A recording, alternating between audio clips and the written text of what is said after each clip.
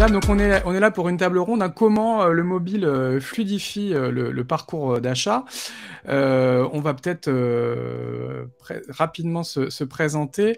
On commence peut-être par Aude. Donc tu travailles chez Life P. Est-ce que tu peux nous présenter, j'ai entendu une perceuse, est-ce que tu peux nous présenter en quelques mots, en quelques chiffres, en quelques dates, hein, ce grand nom français du paiement?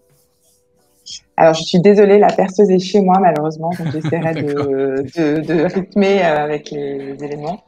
Donc, bonjour à tous, Aude Shapiro, moi je suis directrice marketing chez Life.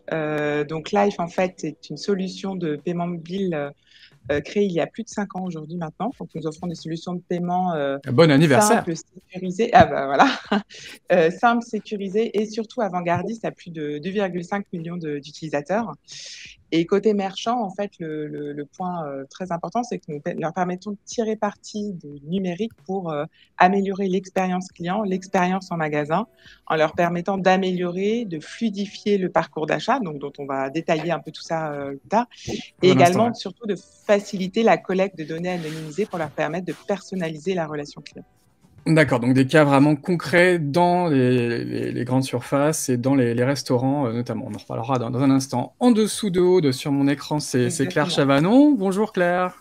Bonjour à tous, donc Claire Chavanon, je suis directrice chez Oscaro.com, directrice du paiement et de la fraude. Oscaro.com, on peut peut-être le présenter effectivement en quelques chiffres également. Oscaro.com créé en 2001, donc ça fait un peu plus de 20 ans désormais, c'est un pur player de la vente en ligne. Bon anniversaire aussi du coup. Hein. Ouais, merci. De la vente de pièces détachées automobiles neuves et d'origine. Ah ça c'est un sujet important avant de partir en vacances, il faut bien vérifier que tout fonctionne bien. On est en plein dedans là, on est dans les bons mois pour Oscaro. En quelques chiffres, Oscaro, c'est 8 millions de clients depuis sa création, on travaille sur 5 pays, c'est 5 millions de visiteurs uniques par mois, 1 million de pièces environ sur notre catalogue, et puis donc nous sommes sur un marché de réparation, de besoins d'entretien. Avec en moyenne sur nos particuliers un achat annuel. Et un site, Oscaro.com, qui a basculé aussi sur le mobile. Hein. Je crois que la majorité de votre audience aujourd'hui se fait dans cet environnement. Hein. Oui, tout à fait. On a sur l'application mobile et sur le mobile web, on a à peu près 70% de notre trafic, effectivement. Et avec une application récemment lancée qui a déjà capté une part significative aussi de cette audience, je crois. Oui. On donne le chiffre. Oui, 10 à 15%. Ce qui est exceptionnel, parce que finalement, elle a quoi, à peine un an? Elle a à peine 8 mois. Oui, ça a été lancé sur S2 2021. Non, c'est super. En moins d'un an, déjà 10 à 15%, et j'imagine les meilleurs clients qui ont basculé sur cette application. Entre autres, oui, mais même des particuliers. Oui. Suivant les usages. D'accord, et donc évidemment avec Oscaro, on évoquera plutôt les problématiques du paiement en ligne. Et notre troisième intervenante, Sarah Martins. Bonjour Sarah. Bonjour Jérôme, bonjour à tous. Directrice marketing de Wister. Est-ce que tu peux nous présenter aussi un petit peu la story de cette entreprise qui est peut-être un peu moins connue que les deux autres? Un tout petit peu moins, mais si peu. En fait, Wister, c'est une société qui a aussi une vingtaine d'années, 2003. Bon anniversaire du coup à tout le monde. On fera un gâteau à la fin. Merci beaucoup. Wister, c'est une société qui était un éditeur de contenu sur les portails opérateurs il y a une vingtaine d'années. Donc en fait à l'époque les personnes qui avaient un téléphone, je ne vais pas parler de smartphone, il n'y en avait pas, mais qui avaient un téléphone et qui souhaitaient aller consulter du contenu, de météo, de jeux, récupérer des logos, des choses comme ça, allaient sur les portails opérateurs et récupéraient ce contenu. Et Wister était caché derrière ce contenu justement, donc était déjà en contrat avec les opérateurs par rapport à ça. Et puis quand les smartphones et les Google sont apparus, les moteurs de recherche plus généralement, les clients finaux allaient chercher directement leur contenu sur des sites. Et c'est là qu'on a commencé à changer d'activité. On a été directement voir les publishers, les gens qui avaient des sites, avec des espaces avec des pubs, tout simplement, pour aller leur proposer de monétiser leur trafic mobile, puisqu'on était déjà main dans la main avec les opérateurs de par notre activité historique.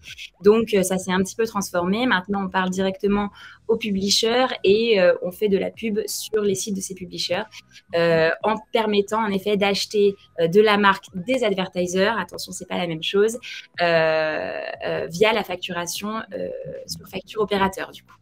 D'accord, donc vous faites un petit peu le pont entre le monde publicitaire et ces problématiques de paiement sur facture opérateur. avec une activité qui s'est bien développée, donc j'imagine, ces dernières années. Très bien, on a vu quelques chiffres tout à l'heure. Ça s'est pas mal développé en effet et c'est toujours en croissance sur la plupart des filières. Donc oui, on va revenir là-dessus, mais c'est toujours en développement et c'est même plus sécurisé qu'avant. C'est très bien. Alors très bien, alors on est réunis ce matin pour se focaliser sur les problématiques de paiement mobile avec une question. Est-ce que le paiement mobile est toujours est-ce que le paiement, même d'ailleurs au sens large, est toujours un irritant? Aude, c'est un petit peu la story de Life, justement, cette analyse, et Life tente d'être la réponse à ce questionnement. Alors nous, on considère chez Life que le paiement mobile est tout sauf un irritant. C'est vraiment bien au contraire, c'est la simplification et la fluidification du parcours d'achat qui fait, grâce au paiement mobile, qui vraiment lève des irritants en point de vente. Parce que le paiement traditionnel restait un irritant, c'est ça? Exactement. En fait, je pense qu'on a tous l'image de lorsqu'on passe en caisse, on arrive avec nos coupons, nos cartes de fidélité quand on les a et qu'on les a pas oubliés chez soi, etc. Et donc on sort tout, qu'il y a une queue de 15 personnes derrière qui attendent qu'on passe nos éléments lors de notre passage en caisse. Donc c'est vraiment, en fait, nous, le constat est venu de cette demande qu'avait le consommateur de pouvoir simplifier au maximum son passage en caisse. Donc on veut tout de suite maintenant, ne plus avoir à attendre, et surtout on cherche une expérience entièrement personnalisée. Donc on souhaite que quand on passe en caisse, on soit immédiatement reconnu, qu'on puisse bénéficier de nos offres, de nos avantages fidélité, même si on a oublié notre carte de fidélité à la maison. Et donc, ce qu'on propose aujourd'hui aux enseignes, c'est vraiment d'améliorer l'expérience client en simplifiant et en fluidifiant le passage en caisse et leur permettre de collecter de la donnée anonymisée pour personnaliser leur relation client. Alors, on va revenir dans un instant sur les solutions concrètes proposées pour les clients avec Life. Mais donc, vous, votre analyse au début, c'est que ça restait quand même un irritant. Vous aviez des chiffres un peu marchés, les consommateurs, ils exprimaient cette frustration jusqu'à présent? Vous avez observé On a surtout des chiffres où on a un peu observé, entre guillemets, les avantages, en fait, liés à la simplification du parcours client. Donc, si on pense, par exemple, à des parcours comme de la restauration, on a plus de 50% des utilisateurs, donc dans un sondage qu'on a réalisé avec OpinionWay, qui se disent prêts à utiliser leur mobile pour payer en point de vente, pour accélérer. En restaurant. Voilà. Parce que, par exemple, les irritants en caisse, par exemple, vous l'avez évoqué, c'est le temps d'attente, j'imagine, et puis la pression des autres personnes qui ne nous poussent pas peut-être à sortir toutes ces cartes. Dans un restaurant, ça serait aussi un peu le temps d'attente au moment de payer l'addition, ou la complexité de l'addition, ça serait ce genre de choses? Alors, il y a les deux. Il y a déjà le temps d'attente où je pense qu'on a tous en tête le fait de vouloir partir à 13h45 parce qu'on a une réunion à 14h et qu'on attend le serveur qui... ça sent le vécu. Ça sent le vécu. Table en table, mais je pense que tout le monde l'a vécu ce moment-là. Donc on se lève, on va voir le serveur, mais du coup il a tout le monde qui arrive en même temps. C'est le moment fatidique et absolument pas agréable ni pour le serveur ni pour nous. Et également lorsque c'est une table compliquée, parce qu'il y a beaucoup de personnes qui souhaitent partager l'addition avec les titres restaurants. Certains veulent payer le dessert, d'autres veulent payer la bouteille. Là on pense au sketch de Muriel Robin là tout de suite. Voilà, donc on sent tout de suite le cas pratique. Et donc nous, ce qu'on propose, c'est vraiment de proposer des parcours qui simplifient ces moments et qui font en sorte que le paiement en soi, enfin le moment de paiement soit vraiment simplifié, à la fois pour le consommateur et puis pour les enseignes. Donc, un peu de teasing et on va reparler des solutions dans un instant. On poursuit notre tour de table sur les irritants avec Claire. Claire Chavanon, vous nous disiez aujourd'hui la très grosse majorité de l'audience d'Oscaro.com se fait sur le mobile. Mais si je dis pas de bêtises, la majorité des transactions se fait encore sur ordinateur. N'est-ce pas? Oui. Est-ce que ce gap entre les conversions et les audiences peut s'expliquer peut-être parce que le paiement mobile, en tout cas le paiement depuis son smartphone, reste en matière de commerce électronique encore une étape un petit peu compliquée? Alors, le mobile en soi, pour des raisons exogènes, est toujours un peu plus compliqué. Mais il faut savoir que nous, comme on est un pure player et on fait de la vente en ligne, nos clients sont quand même habitués à ce type de paiement, que ce soit en desktop ou mobile. Alors, il est vrai que la distraction, le fait de ne pas capter, ça, c'est toutes les causes exogènes. Et je vais rejoindre aussi... de ne pas capter le réseau, c'est ça, d'être dans des zones blanches. On est quand même, nous, nos clients cibles, c'est quand même des automobilistes. Bah oui, s'ils sont perdus au milieu de la Bourgogne et qu'il n'y a plus de réseau, ça ne marche pas. et ça se ressent des fois quand ils appellent après notre call center. Mais je vais rejoindre ce que disait Hélène. Un des derniers irritants qu'on a tous vécu côté e-marchand, bien entendu, c'est le 3DSV2 avec la DSP2, où pour le coup, toutes les parties prenantes ont fait des efforts en termes techniques et d'accompagnement. Et c'est ça qui a permis petit à petit, en termes de pédagogie, d'aider nos clients, parce que c'était le plus dur aussi à switcher. Deux cibles que tout le monde ne connaît peut-être pas, la 3DS, donc c'était le système de sécurisation des paiements qui reposait majoritairement sur l'envoi d'un SMS, hein, c'est ça, de validation du paiement, et qui a été considéré comme non conforme à la directive pour la sécurité des paiements, c'est ça, la DSP2? Oui, tout à fait. Et donc, qui a été renforcé, hein, c'est ça, ces dernières années. Et donc, il y a désormais, depuis l'année dernière, une 3DS en version 2 qui a encore renforcé la sécurisation des paiements. C'est bien ça? C'est bien ça. Et donc, les clients sont généralement amenés, suivant, en plus, ça change en fonction de chaque banque, de switcher, de mettre un code personnel et de se connecter à leur banque sur l'appli bancaire, par exemple. Donc, ça, évidemment, ça a été un irritant au démarrage. Et quand il faut payer par carte bancaire, donc saisir tous les numéros de sa carte bancaire, saisir la date de validité, saisir le code de sécurité de sa banque, et puis ensuite saisir le code du SMS qu'on a enfin reçu, ça fait combien de chiffres à saisir? Ça fait une dizaine de chiffres à saisir. Des dizaines de chiffres, et du coup, on perd certains des clients, c'est ça, dans la manœuvre? Au lancement, oui, quand il y a eu la mise en place de la DSP2, oui, de ce 3DSV2, oui, le taux de conversion. Alors après, c'est ce que disait Hélène aussi, on rattrapait, les clients retestaient le lendemain ou ensuite, et c'est dur à matérialiser ou à comptabiliser ou à chiffrer tout ça. Mais tout ce qu'on peut dire, c'est que ça s'est largement amélioré, et tant mieux. Voilà. Ça s'est amélioré, mais il y a eu quand même quelques petits bugs techniques. Il y a eu aussi, je crois, l'utilisation des applications bancaires, hein, comme alternative au SMS, qui a pu aussi être au début. Il a fallu un petit peu essuyer les plâtres, hein, c'est ça, notamment. Les parties prenantes s'entraident et communiquent. On en parlera peut-être tout à l'heure, mais nous, particulièrement, on a pas mal communiqué, comme d'autres e-marchands, directement aussi sur le mobile, sur l'appli. Voilà. Alors, on va voir effectivement comment redresser un petit peu ces chiffres. Ouais. Sarah, on évoquait tous les chiffres à saisir lorsque l'on veut payer par carte bancaire. Ça peut effrayer certains consommateurs, et du coup, l'alternative qui est parfois proposée, c'est justement le paiement sur facture opérateur. C'est un petit peu l'analyse de Wister depuis le début, hein. Oui, c'est tout l'intérêt, en effet. C'est tout à fait le point. On est sur une alternative parce que quand on est sur un mobile, par définition, on est souvent en mobilité. Donc, on est dans les transports. Moi, je vois énormément de gens qui sont sur leur téléphone dans la rue. Et c'est difficile. Même sur les trottinettes maintenant, apparemment, on voit des gars qui sont sur leur smartphone, ce qui n'est pas très prudent. Je à faire, mais pas sur les trottinettes. Et donc, du coup, on est un peu dans nos pensées, on est sur ce téléphone, et c'est pas forcément évident de sortir une carte bleue, de rentrer tous les chiffres, de donner son nom, prénom. Il y a une histoire aussi d'anonymat, de profil par rapport à ce qu'on achète. On n'a pas toujours envie de donner son identité. Évidemment, tous les chiffres dont on a parlé. Le paiement sur facture opérateur, c'est un peu l'antithèse de ça. Ça se fait en quelques clics, donc la personne peut valider son achat tout simplement en suivant un parcours utilisateur très simplifié avec quelques clics depuis une publicité. Donc forcément, on a touché à ça. Il y a des problématiques autour du nichage du trafic 3G, parce qu'on l'a dit, il faut pouvoir capter, il faut pouvoir reconnaître la personne, et donc il faut pouvoir aussi nicher sur un trafic un petit peu particulier qui enlève tout le trafic Wi-Fi, des choses comme ça. Mais hormis ça, c'est vrai que c'est l'alternative vraiment intéressante par rapport à la carte bleue, c'est évident. Les taux de conversion en commerce électronique sur mobile sont un point largement en dessous des taux de conversion observés sur desktop. Les taux de conversion avec le paiement sur facture opérateur par rapport à la carte bancaire, ils sont largement au-dessus? Oui, on a tendance à dire... De quel ordre de grandeur? x10 à peu près. x10? Oui, c'est ce qu'on dit, en effet. C'est vraiment très, très facile, hein. Vraiment, je parle de 3-4 clics maximum. On est dans un parcours où on est dans l'intuition, on est poussé finalement à être intéressé par le produit, éventuellement à cliquer, parce que ça va nous permettre d'aller voir la suite. Donc, vraiment, c'est très, très simplifié. C'est vraiment très simplifié. C'est intuitif pour le client final. Donc, x10, ça ne me paraît pas si dément que ça. Mais ça fait longtemps. C'est très facile, c'est presque trop facile. On va en reparler un instant parce que ça fait partie aussi des aspects à surveiller avec cette technologie.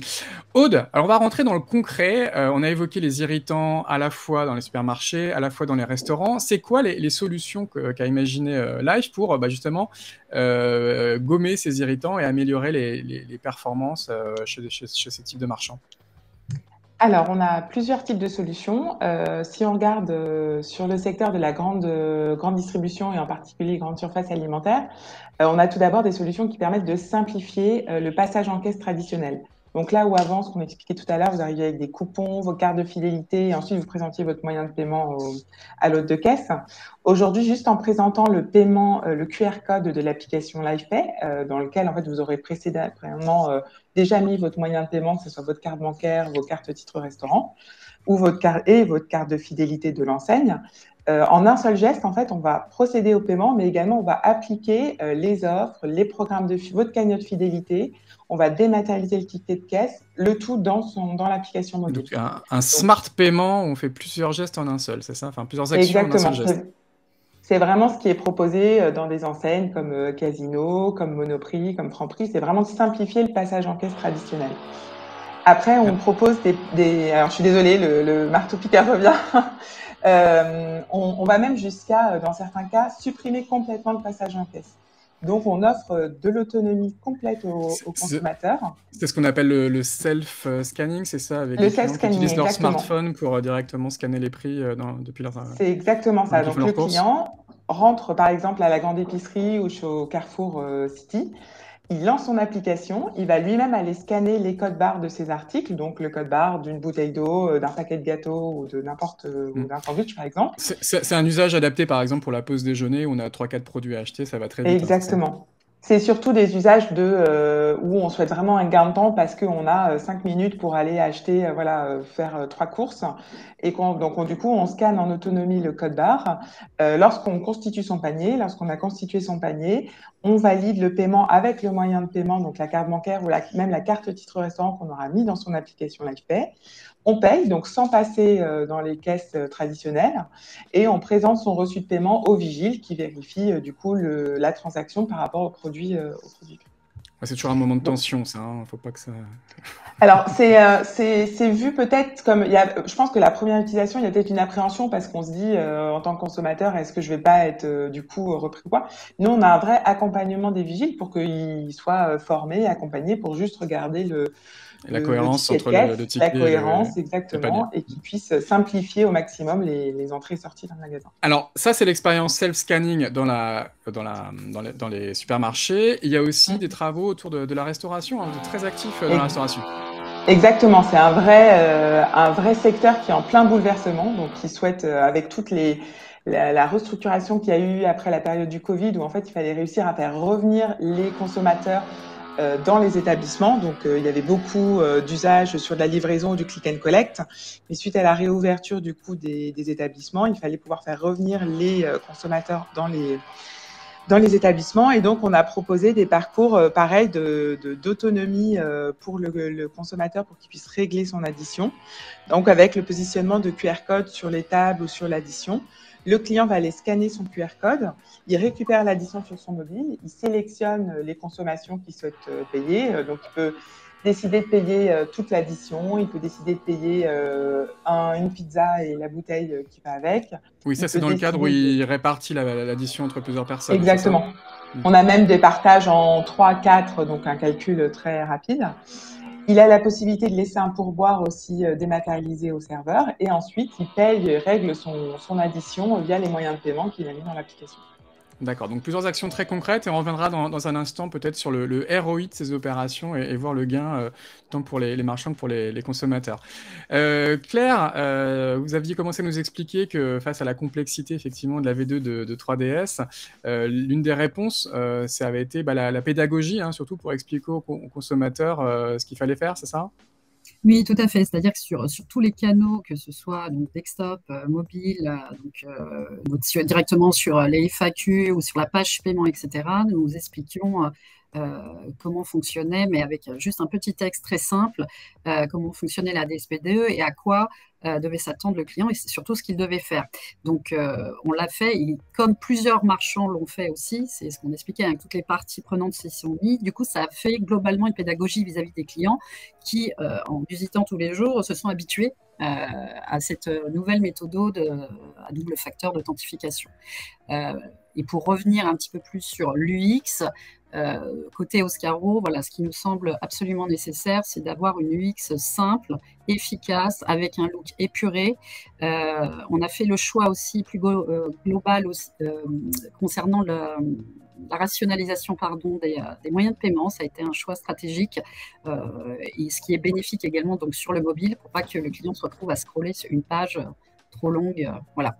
Alors, parmi les leviers de simplification, il y a aussi le recours à des wallets. Je pense par exemple à PayPal. C'est aussi un usage qui se développe bien sur oscaro.com. Oui, oui, tout à fait. Donc, pareillement, c'est comme pour Hélène, ce qu'elle racontait avec les moyens de paiement. On a quand même une majorité avec la Lab, une majorité de paiements via carte bancaire.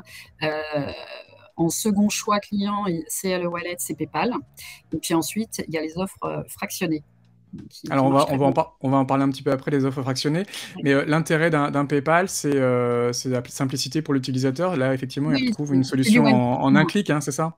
Voilà, on a mis en place le one click et puis les clients de PayPal, généralement, aiment cette marque et donc la facilité, voilà, en un clic, ils font usage, ils font leur paiement et tout se passe très bien. Les performances entre un paiement one-click PayPal et un paiement par carte bancaire avec plusieurs dizaines de chiffres à saisir, elles sont notables en termes de taux de conversion? Non, on ne voit pas trop de différence en termes de taux de conversion. Toujours pour la même raison, c'est que nos clients sont quand même habitués à ce paiement en ligne. Donc, il n'y a quasiment pas d'écart. D'accord. En tout cas, le sujet du wallet, c'est un sujet, j'imagine, qui vous inspire, et à terme, il pourrait y avoir des travaux pour walletiser les clients, notamment dans l'application? C'est toujours dans notre roadmap, on fait de la veille. Après, on fait en fonction de nos priorités de projet et puis également en fonction de nos clients. On n'a pas forcément que des clients digital natifs, donc on s'adapte et donc c'est cette fameuse stratégie de proposer les moyens de paiement les plus adaptés en fonction de chaque pays. D'accord. Sarah, Claire parlait de pédagogie avec les clients, notamment pour les former à 3ds V2. C'est aussi un sujet important lorsqu'on fait du paiement sur facture opérateur, la pédagogie? Tout à fait. Alors, c'est un moyen de paiement qui est très intuitif, qui va très vite, comme on l'a dit. En quelques clics, le client peut s'abonner à des services dématérialisés. Alors, il y a une grande partie de conscience d'achat qu'on essaye de mettre en place. On suit des règles très particulières, à la fois sur les campagnes de publicité, donc depuis la publicité jusqu'à la première page du parcours et même sur la deuxième page du parcours. On a sur la page de paiement opérateur, parce qu'à un moment, on arrive chez son opérateur pour valider un rappel du logo opérateur, un rappel des éléments fondamentaux de l'abonnement qu'on va prendre. Donc, il y a vraiment tout un parcours jusqu'à le post-achat, parce que même en post-achat, on a des éléments de rappel de cet abonnement. On a des SMS qui sont envoyés pour valider cet abonnement, plusieurs SMS juste après l'achat et également de rappel par la suite pour confirmer qu'il y a cet achat qui tourne et de manière à rassurer, mais aussi à rappeler au client qu'il est en effet abonné à quelque chose, malgré le fait que c'est très rapide.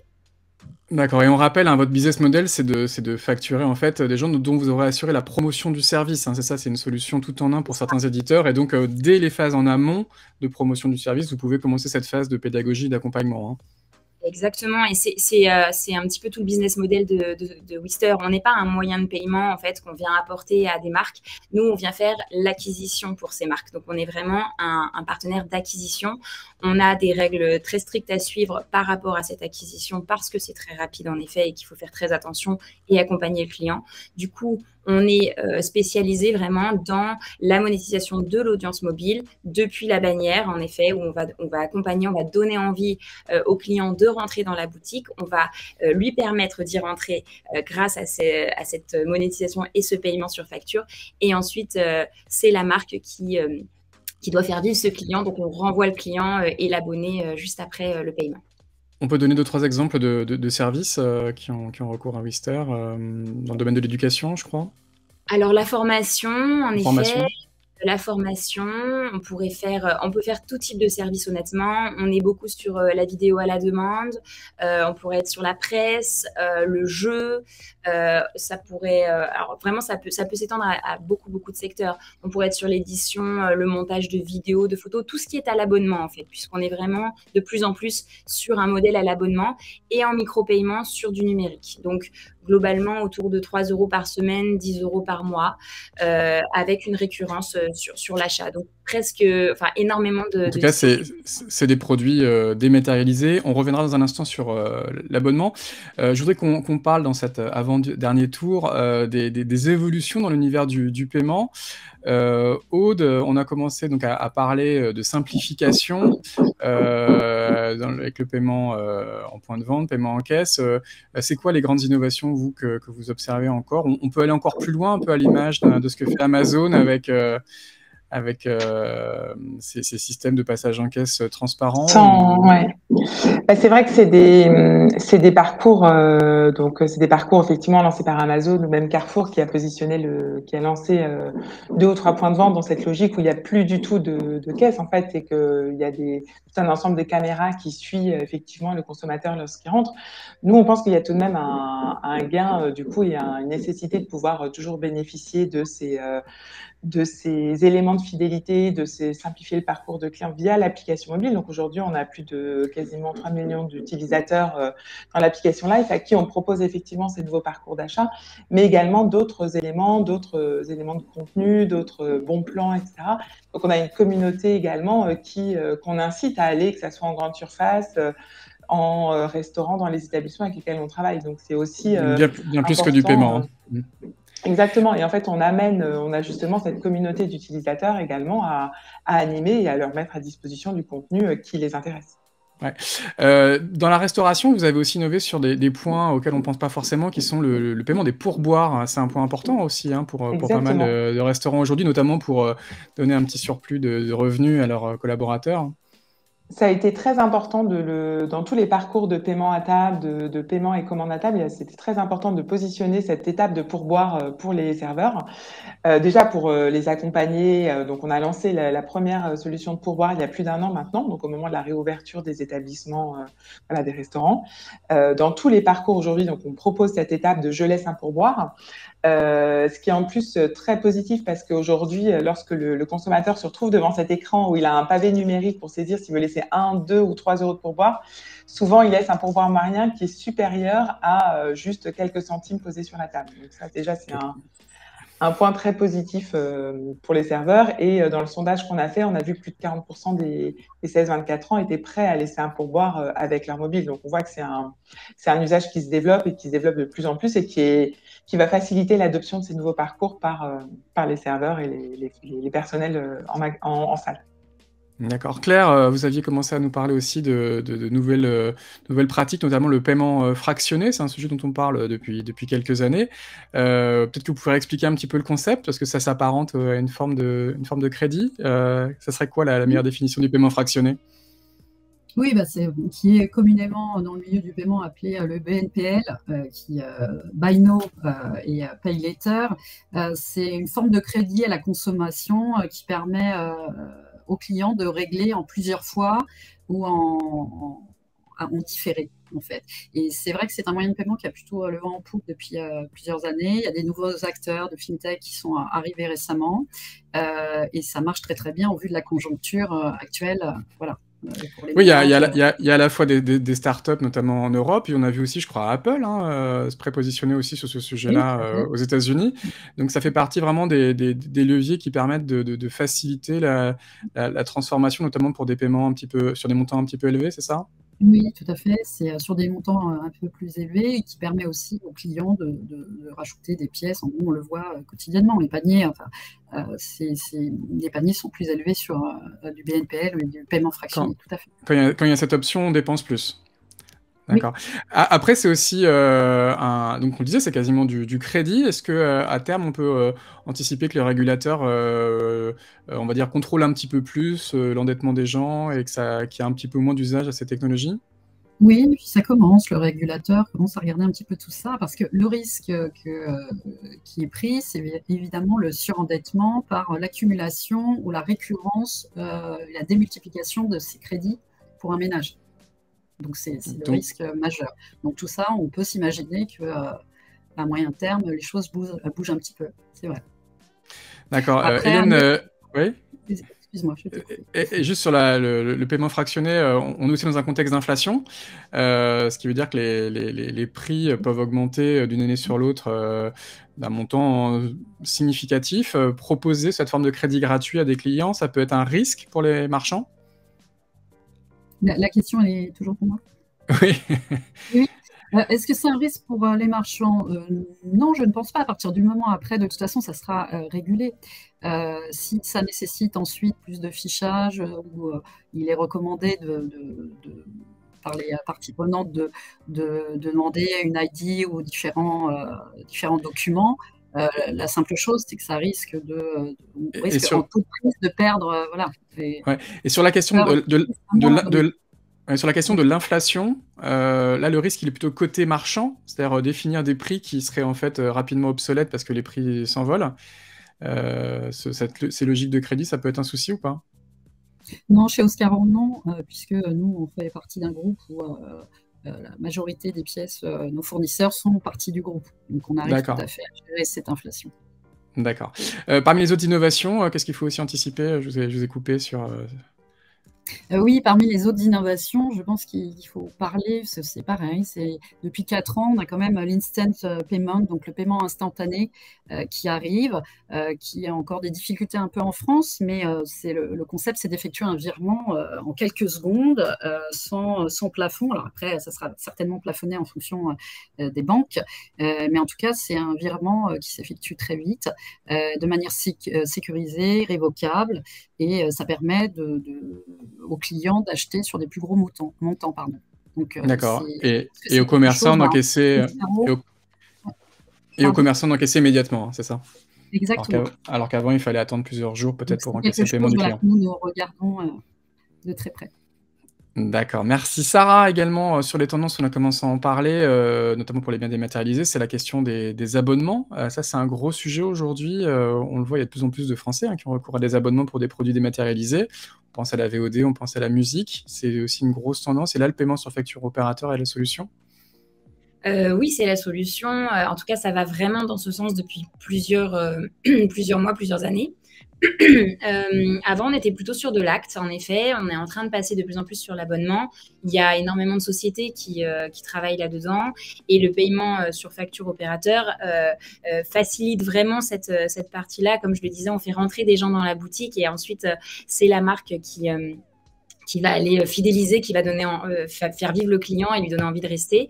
Donc, c'est tout à fait adapté à des produits qui seraient sous forme d'abonnement. Et ça va vraiment sur tout type de biens. Ça peut aller jusqu'à la rencontre. Enfin, il y a vraiment tout qu'on peut imaginer à ce stade.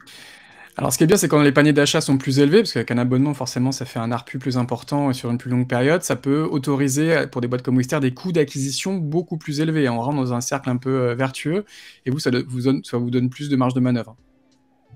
Alors, on a des coûts d'acquisition qui sont parfois un petit peu plus élevés en 3G qu'en Wi-Fi. Il faut savoir le nicher. C'est un peu une partie du travail de Wister d'aller en effet récupérer cette partie, cette niche finalement de l'acquisition mobile. La plupart des personnes qui ne travaillent pas sur ce type de parcours vont acheter du trafic 3G parce que c'est dans le panier et finalement ne vont pas forcément très bien le rentabiliser, soit parce que ils savent pas du tout le gérer et donc ça sert à rien, soit parce qu'ils vont proposer en effet la carte bleue et que c'est plus difficile en mobilité de pouvoir passer sa carte bleue. Donc nous, on va être intéressant surtout par rapport à la transformation qui est derrière, comme j'en parlais tout à l'heure, c'est une transformation qui est plus haute. Si en effet on va acheter finalement ce trafic supplémentaire, en fait. On va venir rajouter à ceux qui ont déjà la carte bleue le trafic mobile qui aurait été peut-être moins enclin à acheter en sortant sa carte bleue. C'est vraiment rajouter à ça. Et donc, ça fait baisser au final les coûts d'acquisition parce que même s'ils sont plus élevés sur le papier, la transformation vient rééquilibrer tout ça et on est là encore également profitable pour cette activité. Très bien, il est 10h, je vais vous demander à toutes les trois peut-être un mot de conclusion, voire un hashtag de conclusion en 160 caractères si vous pouvez.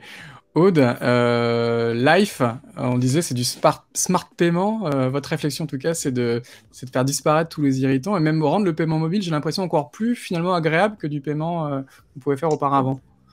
Exactement. Et en fait, je pense qu'un des meilleures conclusions, c'est tout ce qu'on voit sur le secteur événementiel, du coup, qui a repris là depuis le début, depuis cette saison. En fait, on se rend compte qu'on était déjà très présent sur toute la partie, tout le secteur des festivals. Et donc aujourd'hui, à la fois les organisateurs d'événements et les festivaliers demandent du coup et sont à la recherche de ce genre de parcours. Donc c'est vraiment rentré dans les mœurs et dans leurs habitudes. Et c'est, je pense, la meilleure conclusion et la meilleure perspective pour du paiement mobile, du coup, en tout cas chez Life. D'accord, et si on veut en savoir plus, on va sur life.eu, life avec un Y. Il y a un jeu de mots, hein, c'est ça, non, Life Live au futur, donc voilà, vivez votre futur avec en paiement avec l'application Life. Très bien, merci Aude Shapiro pour ce témoignage. Claire, ça serait quoi également le mot de conclusion pour Oscaro.com et l'ambition, ça serait de gérer peut-être à terme la majorité des transactions depuis un smartphone ? Oui, c'est le mobile first, effectivement. Et puis, pour résumer, je dirais qu'il faut garder en tête que les 3 mots que je dirais, ça serait simplicité, efficacité et innovation. Voilà, en fonction de chaque pays. D'accord, en tout cas on peut du coup tester ces 3 promesses sur oscaro.com où on le disait depuis l'application oscaro.com qui est disponible depuis quelques mois sur les App Store. C'est une bonne idée de télécharger oscaro.com avant de partir peut-être en vacances sur la route des vacances si jamais on a un problème, on peut comme ça acheter rapidement une pièce détachée pour son automobile. Merci beaucoup Claire. Sarah, le mot de la fin pour Wister, les conclusions, qu'est-ce qu'il faudrait retenir ? Il faudrait retenir que la plupart des sociétés pourraient en tout cas s'intéresser au paiement sur facture pour rajouter en effet de la valeur d'achat, enfin en tout cas des clients. Le but c'est de ramener des abonnés, je le redis. Donc du coup, pouvoir récupérer ce canal mobile de manière très efficace, à nouveau, un parcours intuitif qui fonctionne bien, qui a fait ses preuves, qui est là depuis très longtemps, comme on le disait tout à l'heure, qui est sécurisé comme n'importe quel autre moyen de paiement et qui est international en plus de ça, donc qu'on trouve en France mais également partout dans le monde. C'est aussi tout l'intérêt, c'est de pouvoir aller proposer son service un peu partout dans ce mode d'acquisition.